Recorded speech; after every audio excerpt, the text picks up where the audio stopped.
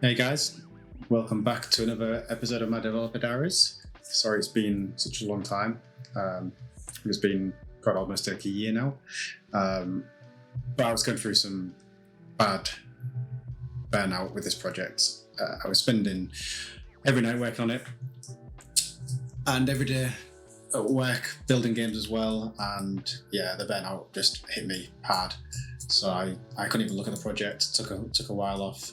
I actually started working on some other little projects in the meantime, which I'll probably go back to at some point. But yeah, last couple of months I've actually kind of got my passion, my energy back, and I want to kind of revisit this and try and finish that last stint just to get this out. I think when people start actually playing it, it'll just reinvigorate me even more, and it'll give you that positive feedback loop. So that's kind of where I stand at the minute. So this one's going to be a good one. I've got quite a few things to show you. I have actually done quite a lot of work in those couple of months, especially on stuff like UI, simplifying actions and behavior trees. I think I was really trying to push how much I could do, and I think that was part of the problem. So what I've tried to do is simplify a lot of stuff. For example, I was making it so that these buildings here, for example, a blacksmith, if they needed resources to generate items, so you can see here, make an iron, and for this you need ore.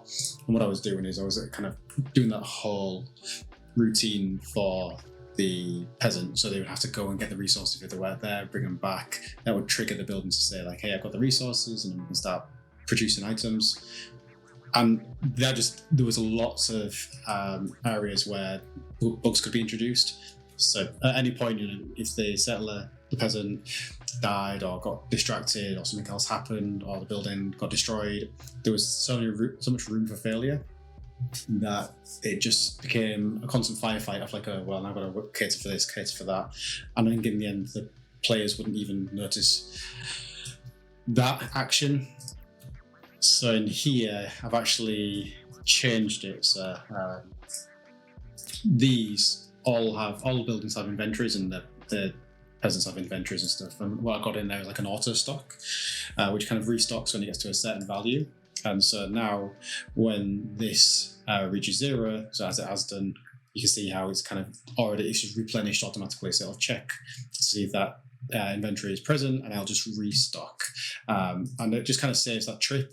They still have to deliver it. So you can see here, she's actually building up an inventory, and she's got max inventory that she can reach. And once she reaches that, or she finishes her job for the day, she'll go off and deliver that resource. So you still have that delivering, but the actual, you can see it now, but the actual going off and grabbing the resources, there was no need for that. I don't think it would have added anything to the experience, and it would have just been problematic. So yeah, one thing we can look at is the UI. So you can see the UI, since last time I've had a huge overhaul. I've done a lot. A lot of the inspiration for this is actually taken from Humankind, the game, if you've seen that. They had a very kind of transparent, clean UI, and so I actually tried to mimic that where I could.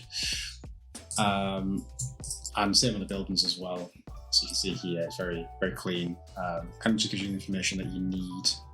Still working on the colours, so there's still, for example, I need to work on the colours a little bit more. So red's kind of, if you need to click on it to get your attention, kind of green is filled.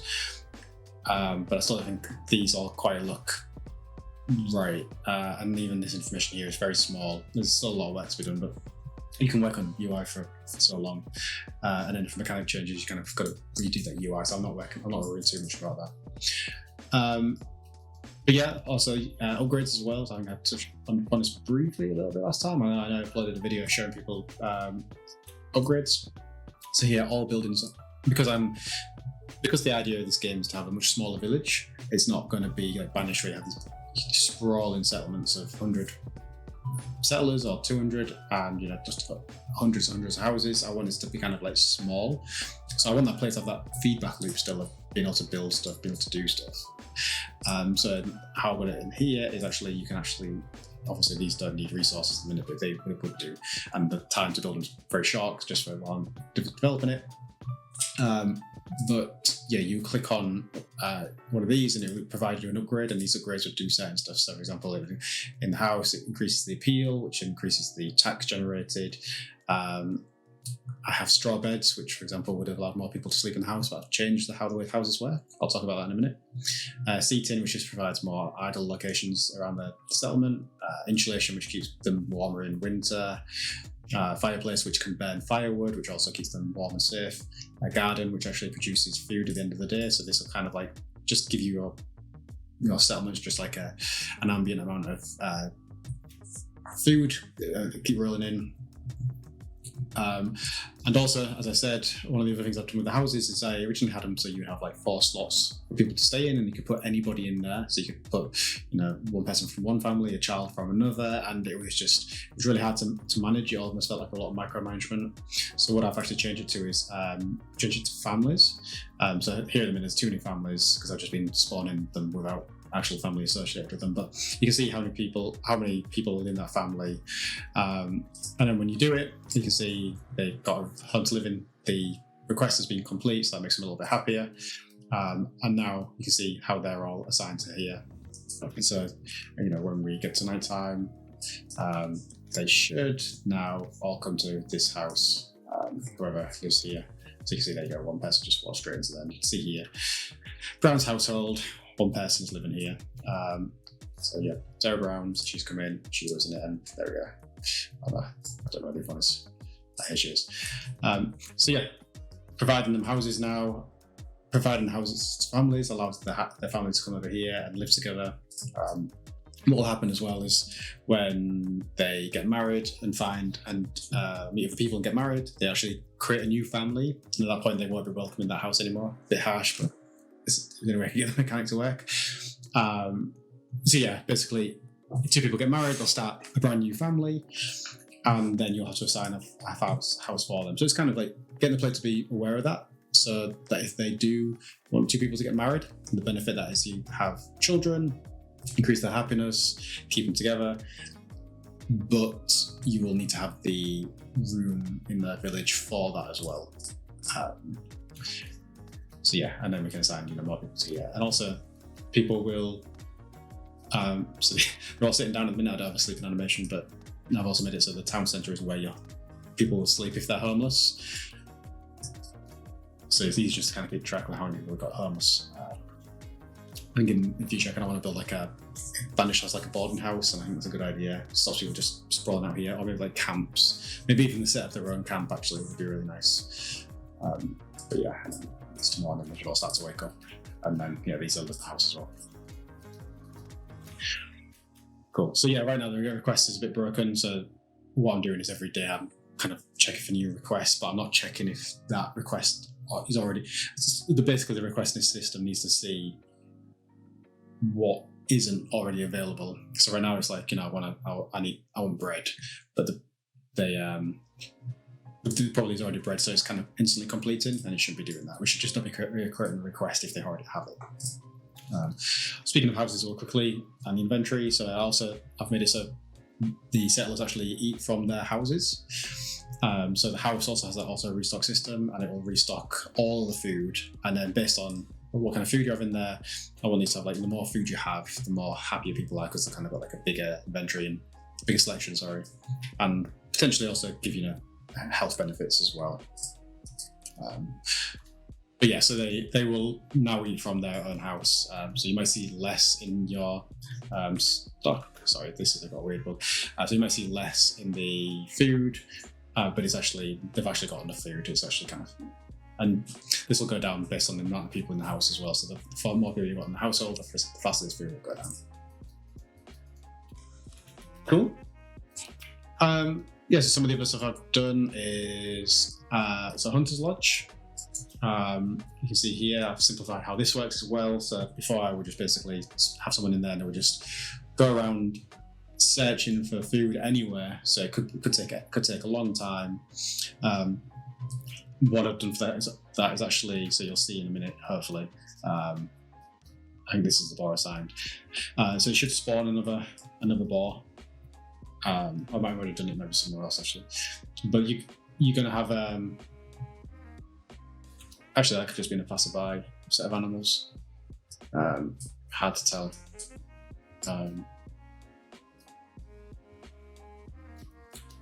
Who knows? Yeah, so this needs a little bit of tweaking as well. But what it does now, there's the one. It's because there's a gate there, it's stuck, and now he's off rock climbing. So, yeah. Now this spawns its own haired actor, and the haired actor basically spawns animals around it and moves them around so that the moves ahead, and it keeps track of when one dies, it'll spawn another one, but it kind of keeps it in the vicinity of this hunter's lodge. So there'll always be a couple of animals around this area, so this will kind of bring in a constant set of food. If other animals wander by as well, they will also die. So if you have like this cow, if he kind of wanders on by, the hunter can actually attack that cow as well. But this should give you a steady stream of food, but also the leather and any other stuff that the animals bring as well. So that's been simplified. The gatherer's hut's also been changed as well. So before, these used to just gather from these berry bushes, but I kind of changed this whole mechanic now and got rid of that. So what gatherers will do now is it'll turn a gatherer into someone who just goes by the trees.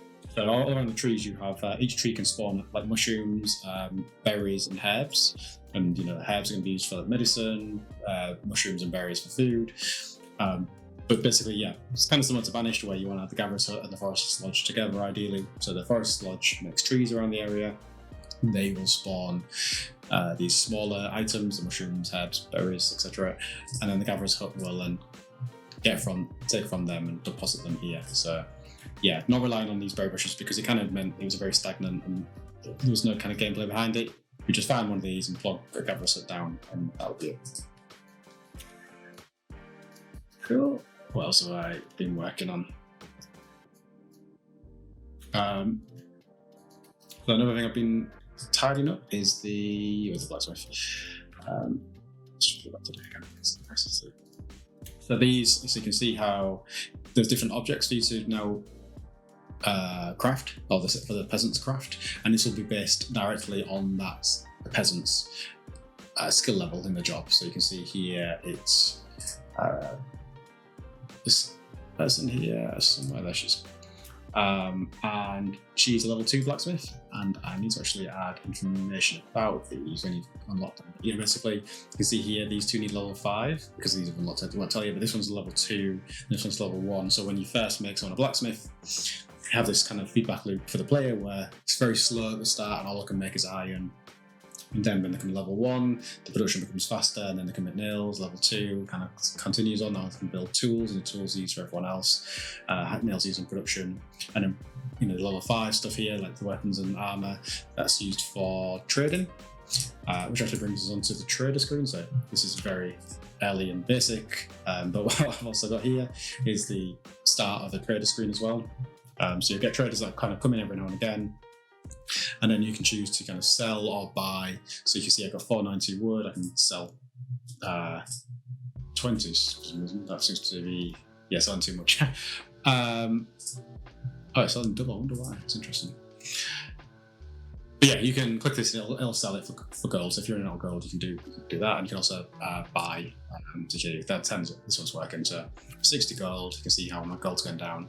And obviously, as every other game does it, it's actually more expensive to buy than it is to sell. So, but it's a good way to kind of get those resources in if you need them, especially early on when you're not going to have all the settlers, the peasants at the right level. So you might need to actually bring a lot in. Cool. So one of the other things I've done as well, actually, if we set 2 people in love, so get this guy here, lock him, and then here, and then set these in love. So you can see they want to get married now. So this, I've now built kind of like a camera system, like an event system. So this will kind of just grab everybody, kind of bring them around and watch the wedding. But I want a lot of these events. I want the players to get really connected to their villagers. So So I want a bit of information there. I want it to be a screen like tells you Aldith and Camel have got married and make a big deal out of it so the player remembers them. But yeah, I think the event cameras will really help as well with that. And then everyone goes back, but ideally I want people to kind of be happy and get off the parties and stuff as well. Ignore the animation loop. There's a little bug there. So yeah, there's that. What else is that? I'm not sure something else. Yeah, if we also just put this granary.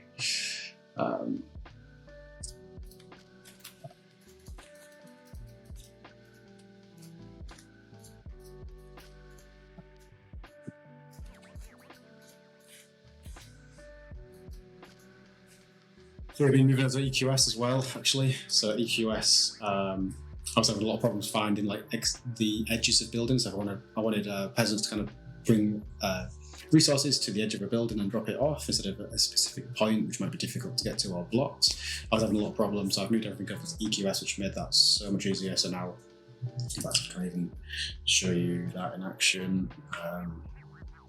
So here you can see just an EQS test around here. Basically, closest point that they can get to around this object from their position, and this one's the winner. And you can see from this guy, this is the winner. So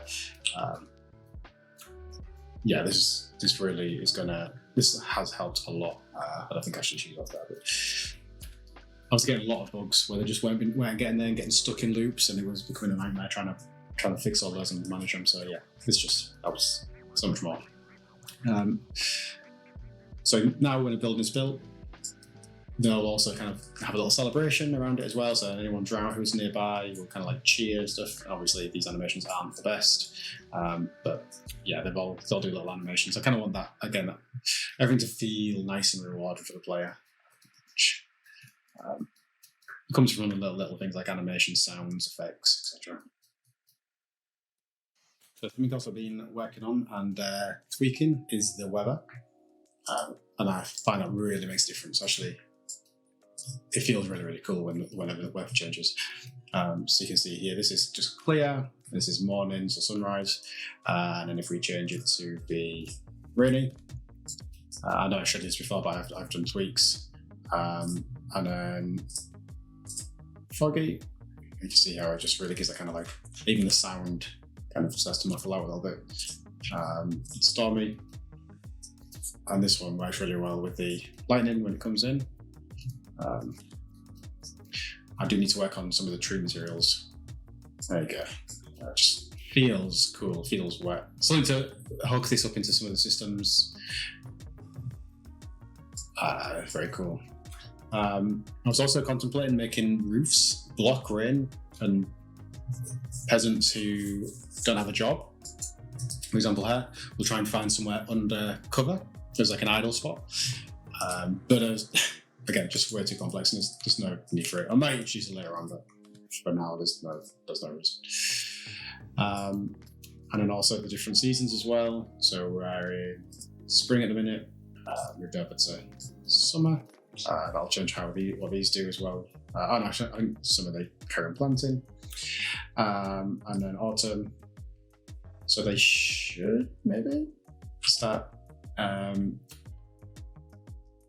Yeah, here we go. So now they're hacking down the crops, and there we go. They're starting to get some wheat, which is cool.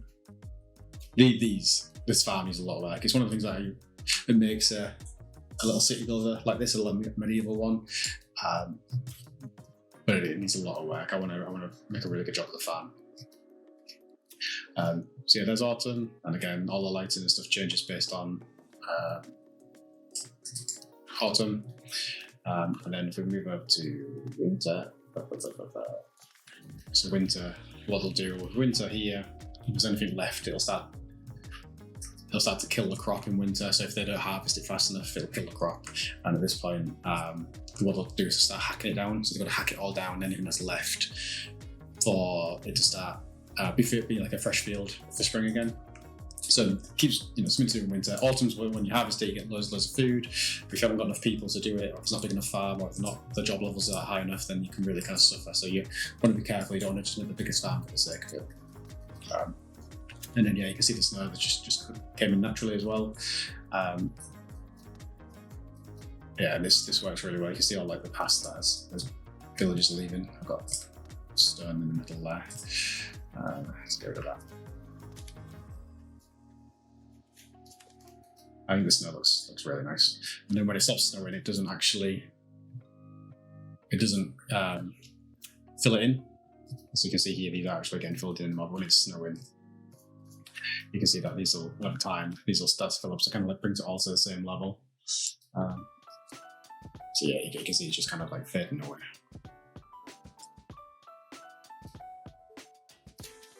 And then if we move to spring again, and then what I'll do after this snow will all start to disappear over time. Which is really cool. Yeah, I think the weather is really nice. It's coming along really well. Also made some changes to the water as well. So the water no longer looks crazy. You've got these nice shoreline effects, which kind of fortunately only work with static meshes. It doesn't actually work with landscape. So I need to work out what to do with this. I don't really want to populate the entire coast with meshes. But this uses distance fields. And for some reason it's only using the static mesh ones, but I think it gives it a nice little effect, yeah.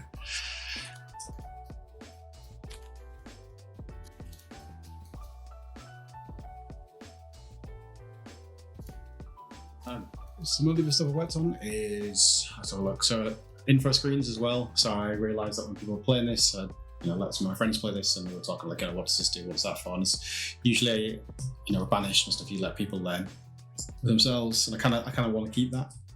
I don't want to handhold too much, but what I've got now is like an info screen here. So this is to do, but I haven't finished it. But you can basically click on anything, and it'll now tell you.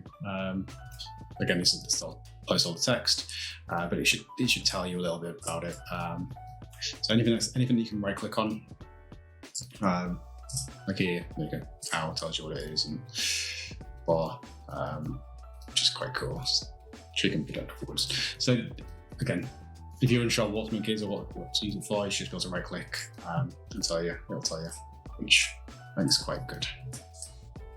So one of the systems I added as well to solve a lot of problems was the proxy system. You'll see that in action in a second. But what the proxy system does is basically, I was having troubles trying to get peasants into or around buildings with their animations, kind of navigating to those points. It was becoming quite difficult, especially with each building being different, some being inside, some being outside. If there's anyone working here, yeah, that's just. So what happens now is actually this person, this settler character, actually goes inside the building. I make them invisible. I turn off all the collision. I make them so they're flying. And then I put them inside the building. So technically they're flagged as inside the building, even though they're on the outside invisible. Then the problem that I ran into then was that as a player, you want to obviously click on that that character, find out information. And I no longer could do that. So then I built these proxies, and the proxy is basically so this is just a blueprint that's just gets the information from that settler. So it gets what do you look like, what animations are you doing, etc. And just plays, or what action animation should I be doing, and just plays that in this point. So this is just a single actor that stays there, plays animations, spawns a skeletal mesh. So anything it needs to do, and if you click it, kind of like redirects it, so it grabs the information from the settler, but it shows it here. So technically this settler is like here. In fact, I might even be able to show you that with, yeah, there you go, you can see. So this is actually where the settler is, because it's always above their heads when you go in AI mode, but really I'm spawning here. This has been really useful, so I've actually expanded on this this past week as well. So, for example, the school was a really good example, actually. So if we just show you this basic version, get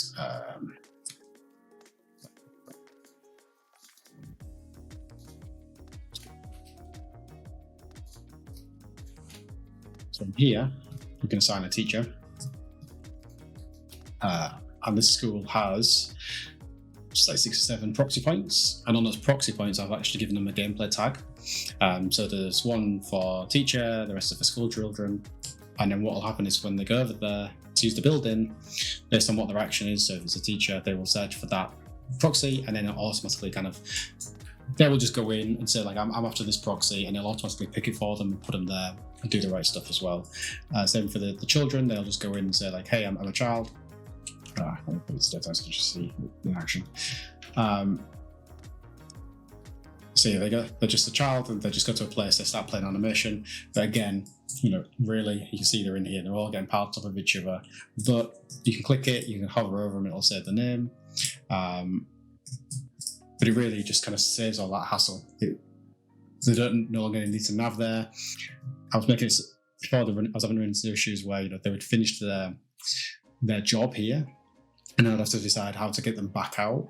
Do I nav them out or teleport them out? And yeah, I don't have to do that anymore. And another good thing as well is if I do something like the build a tavern. So here, what I can do is this actually can accept as many people as you want. So I can make this. So this basically does accept infinite amount of people. But I've got 6 proxy points or 7 proxy points again. And as soon as they enter, they will pick one. So you can see them, they're all picking one. But if people enter and there's no proxy points left, like this one maybe, there you go. Then it just goes, okay, well, there's none left. Just you're inside, you're invisible, and it doesn't matter. But it means that I can have I can build these buildings. I can put a few points outside, so it shows that people are using it. But I can make it so that you can have 100 people going there. It wouldn't really make a difference. But you can see that there would still be people outside. And again, I could tag these if I wanted to. So if I show you how that looks, so that's cool. Let's do the school one. So what I've got here are these proxy points. So you can't see them, but I do have debug boolean. And you can see here I have these proxies, and these are proxy points. And the good thing about having them as actual components, and if you use the scene component, scene is the root instead of it. So you make a blueprint component, but make it the root, the parent scene vector.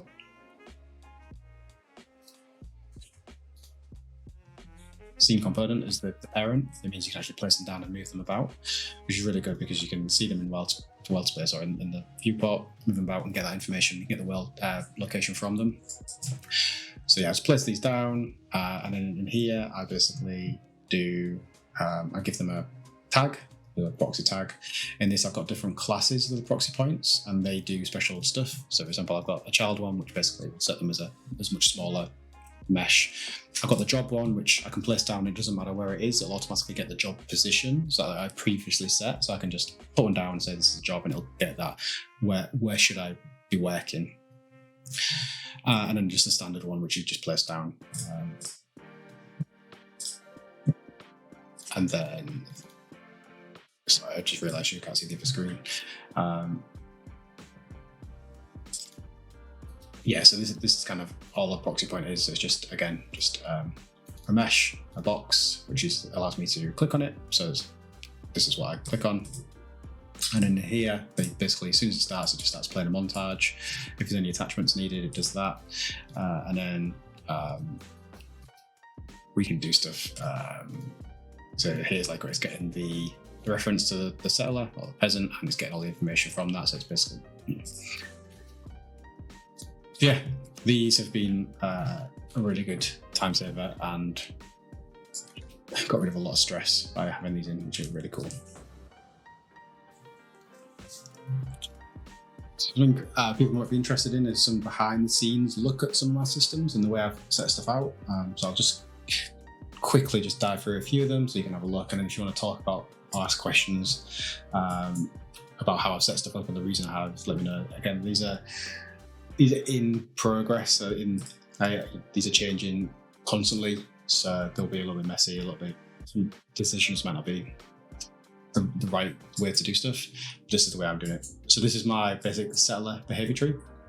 And up here I have this wait action, which is always a fallback because you never want it spamming. You know, if everything fails and it just goes completely tits up, this will just stop it spamming the system out because that will just destroy your performance.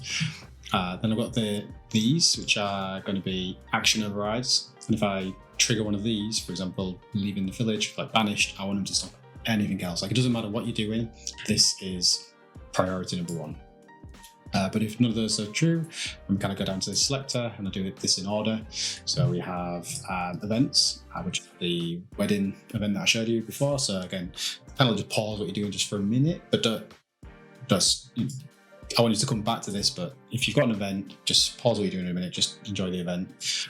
Then the task, because this is high priority because I start to get bugs where the peasants would be doing a task and then suddenly would go to sleep or do something else, and either not go back to it or something would just break, or you'd be like, why isn't the building getting built?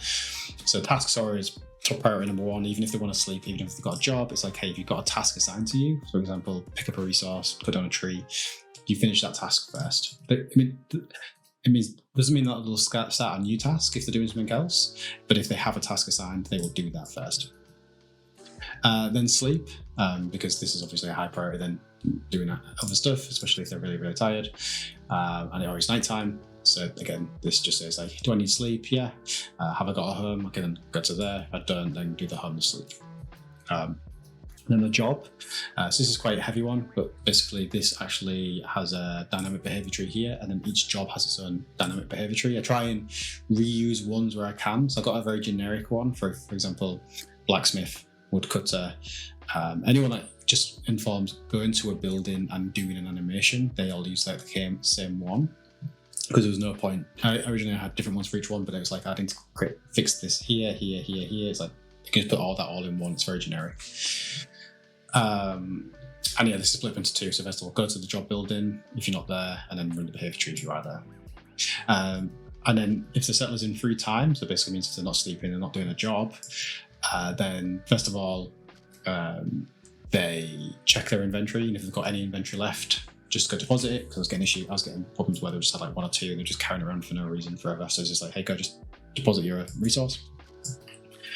Then this here, this is a service, and it's basically this checks. So I'm basically does a check when it comes in here first of all. So it's like, are there any free tasks? If there isn't, it will then bind to a dispatcher which listens out for tasks. So it's not actually that expensive. So while it's in here, while you're in this section, you're basically bound to this dispatcher, and if there's ever a new task, it will check to see if you can do it. If it can, then it assigns you the task, which will then trigger this one because you've now got a task, and then I unbind it as soon as this deactivates. So it's a nice way to just like listen out. Without often trying to do it in a blueprint at certain points. This is literally just goes, hey, am I in free time? Yeah, okay, then I'll be listening out for a task. So social interactions, these are where the peasants talk to each other. So this will be two peasants have seen each other, do all the checks like, are you free? They basically need to be in the same situation, same at this point, basically. And if they are, then they will start to move to each other and then they'll interact. And then lastly is all the idle stuff. So I'll look at POI, that's if like there's a building next to you that has spawned or anything else, then it will stop and look at that. Idle, this is controlled by their brain, and it will pick an idle based on what they're doing and behave the world at the time. So if it's snowy, then they will go and create a snowman. If there's a tavern, then they'll go to the tavern. If there's a church, they'll go to the church. If there's an idle spot near them, we'll go there. If there's a fire, they'll go warm them up. So this is hard to do all that. I would have had to add like a whole new branch down here, and it wasn't needed. I could just do that in the brain. It's not a very intensive task. It doesn't need to be done much, only once, so it doesn't need a behavior tree. And then finally, fallbacks. So this is like if everything else has failed. Well, if you're in free time and you're kind of like not doing anything, then I just kind of like idle at the point if these two have failed. But I also do this check on nav mesh. So if something's gone wrong, I wait till like the end of the day where they're free, and then I basically, hey, are you moving? No, is it because you're not on that information? If you're not, then I teleport you somewhere. I do that. I should do this more, but it's just trying to find places to put it. And maybe this shouldn't even be on the behavior tree. This maybe should be actually on the characters themselves. But it's just trying to find like a good way to do this. Because it's difficult. You can quite easily spawn something which breaks the nav mesh around them, and then they get stuck. They can't find their way to the nav mesh, which is quite frustrating. So yeah, that's a behind the scenes look at my behavior trees if you are interested. Currently, where the game is, I don't think I've got much else to really share. I've tidied some stuff up like this. So the settler list now is in alphabetical order. And splits them into family. So again, I'm trying to really focus into that family idea. And this all needs improving, but it just shows you the basic information of each one. One thing I did do as well was rich text. So you can see here, you can see I can now add like keywords to text. So you can see here, and it really helps you. So when you click over stuff, you know, I've got it split it up. So raw goods, which is a type of resource, is in blue. Storage, because it's a function. Here, these are keywords. So these are like traders, supplies. But it allows players to kind of like, you know, click on it quickly and see this. Allows players to become smiths. So you know that smiths is a keyword, and nails, tools, and more is also keywords as well. So I think this will be really useful. For, again, just teaching players how the game works. And yeah, I've been working with basic like tax and upkeep. So you can see how these buildings, the amount of upkeep they're producing, this tax, so it's because it's empty, that's why. So yeah, you see that 6, because it's 3 members and it's an appeal of 1, because you've actually increased it by building upgrades and stuff. That's pretty much it. I've done some other stuff. There's the road tool, path tool, what do you want to call it? I've improved as well. So this works properly now. I was having loads of problems before, but I've kind of nailed it, sorted this out. So this works a lot better now. You got your mud and stone, the different types of paths, although right now they're both the same. But it also, it's such a small thing, but it's also the way it just handles it. So this was always awkward. It's like you wanted to go here and it would randomly choose different ways because it's based on like the longest length. So it would constantly just flip between. And now I've kind of got it so that it listens out for the player's first action. So if I put this down and I go left first, then it doesn't matter how much I move it, it'll stay on the left hand side, which it's a really natural way of building it. And it seems to work every time. Whenever I build a path, it goes where I want, roughly. But you can, if you go back to the middle, you can actually reset that as well. So you can see when I go back to like near the center, it kind of resets. So yeah, you can do it, but if I do this and go as long as possible, it'll stick. It won't choose the longest length. It will choose the first one, which is good. Also change the clear options, so you now have you can now set it to clear different stuff. So trees only, stone only, and then more. This one doesn't do anything. I was deciding whether to do this or not, but I think I'm going to get rid of the ability to harvest the mushrooms and herbs. So I think I want that to be a gatherer so only. Fences, I've been working on those a little bit more, but they're something I want to keep. But yeah, I need to add a lot of functionality in there so you can remove parts, add like doorways and stuff. Right now it's very just, once you've done it, I think you can actually remove it now. No, maybe not. Yeah, you can't remove it. So that's one of the problems, can't remove it. And if you remove it, I'll remove the whole thing. So I need to do a lot of work on them. Destruction actually works a lot better now though. Obviously need effects for it. I need to be upset and stuff if their building gets removed. But this all works and should be handled now by the behavior tree. So if you're working there and your building gets removed, or you're in there in the tavern and it gets removed, the settlers should respond to that. And yeah, and that's pretty much it. So yeah, still got a lot of work to do, but I'm feeling reinvigorated. I'm hoping to be able to get something playable. I'm just going to try and simplify, cut features that I don't need, just so I can get something out there that's actually playable, people can enjoy and give feedback on. So yeah, any features which are causing a lot of bugs or just not needed, or I'm going to try and remove them. I'll just put them on hold for now, and then try and get something out in summer would be nice this year, and then get some feedback on it. But cool. Yeah, as always, thanks again for following me, for watching these videos. It's honestly, I really appreciate everyone who replies and posts comments and just follows me, because it really does keep that energy going. If you could give a like, that would be awesome as well. It helps with the algorithm. The more likes these get, the more people see them, the more people will find me on Steam. And then again, just seeing those numbers go up obviously makes me feel good and makes me know people want to play it. I mean, this is just really a passion project, but obviously I would love to be able to get as many people as possible playing this at some point. Yeah, brilliant. Thanks everybody, and I will see you again in the next one. Cheers.